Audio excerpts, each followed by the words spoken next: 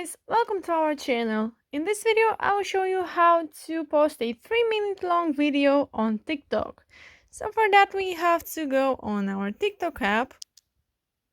I will also show you how to get this feature if it's not showing for you. So go right here to upload. Then I will scroll down and search for a 3-minute long video. So I have right here a 3-minute and 1 second video long. So I'll select that, as you can see. Now click next. So as you can see, now we can post a 3-minute long video. Now we have to click next and show you that it's working.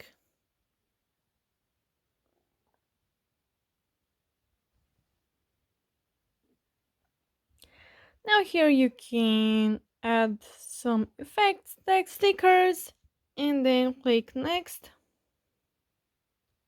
Here I will describe my video. I will say 3-minute video. Then you can post it. Okay guys, so if you don't have this feature, what you have to do is go right here to your inbox. Then go to all activity and then click on from TikTok. And here you will have an update that says that you can upload videos up to 3 minutes long.